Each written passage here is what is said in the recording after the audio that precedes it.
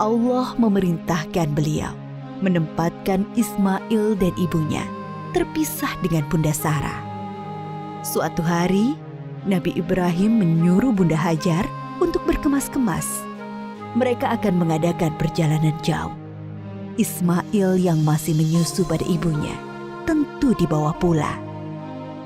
Mereka melintasi rute yang panjang dan akhirnya sampailah ke suatu tempat yang sangat gersang.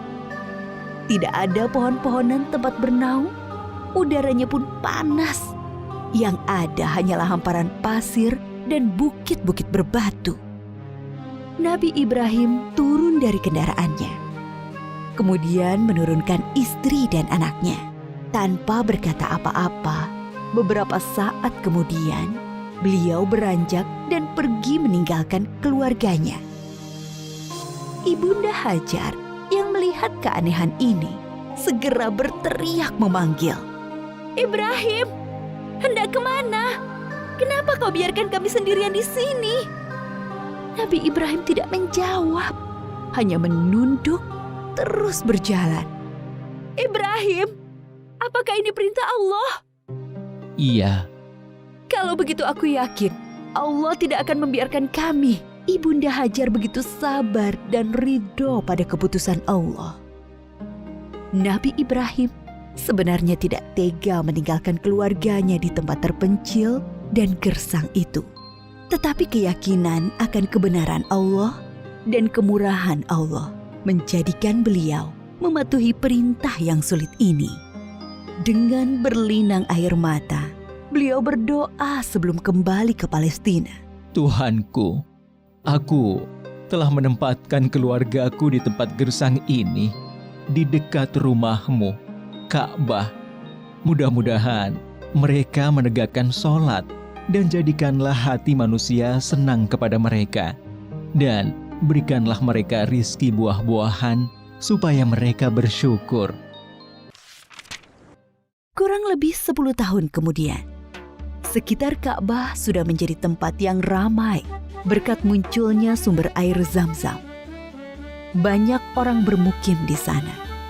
Ibunda Hajar dan Ismail sangat dihormati oleh penduduk karena mereka dianggap pemilik sumber air itu. Ismail tumbuh menjadi anak yang tampan, santun, dan sabar. Suatu ketika, Nabi Ibrahim mengunjungi keluarganya di Mekah. Setelah beberapa lama tinggal di sana, suatu malam beliau bermimpi menyembelih Ismail. Nabi Ibrahim termangu-mangu memikirkan mimpinya. Wahyu dari Allah atau godaan setan? 2 malam berikutnya, mimpi yang sama terulang.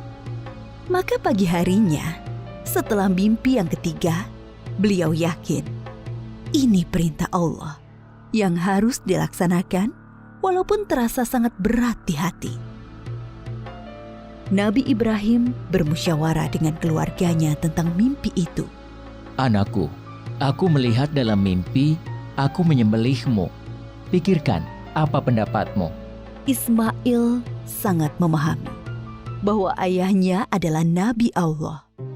Mimpi para nabi adalah wahyu ilahi.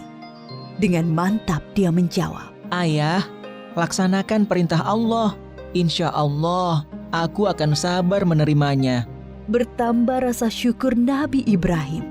Bertambahlah kecintaan kepada anaknya. Bertambah mantap pula hati beliau melaksanakan perintah yang sulit itu. Berangkatlah Nabi Ibrahim dan Ismail menuju Mina, tempat penyembelihan. Sepanjang jalan, iblis menggoda mereka agar mengurungkan niat pengorbanan Ismail. Ibrahim, dasar ayah tidak punya perasaan. Anak sendiri mau disembelih. Ingat, kau berdoa puluhan tahun meminta anak. Allah sudah memberimu anak yang soleh. Sekarang kau mau sembelih, ha? Nabi Ibrahim mengambil kerikil-kerikil dan melempari iblis. Beliau tidak bergeming dengan godaan-godaan itu. Hatinya dipenuhi keyakinan yang mantap kepada Allah. Begitu pula Ismail. Sampai di tempat penyembelihan, Nabi Ibrahim membaringkan Ismail, bersiap mengayunkan golok yang tajam ke leher anaknya.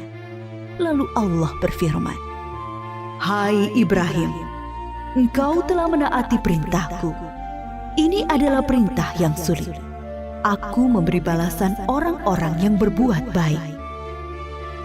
Allah mengganti Ismail dengan seekor domba yang besar. Itulah yang kemudian disembelih sebagai kurban, sedangkan Ismail tidak jadi disembelih.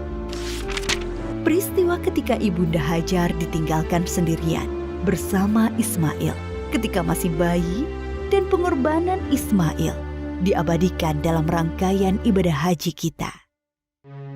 Peristiwa penting lain antara Nabi Ibrahim dan Ismail adalah ketika Allah memerintahkan mereka meninggikan bangunan Ka'bah. Pondasi Ka'bah sudah ada sebelum masa Nabi Ibrahim. Beliau dan Ismail hanyalah meninggikan temboknya.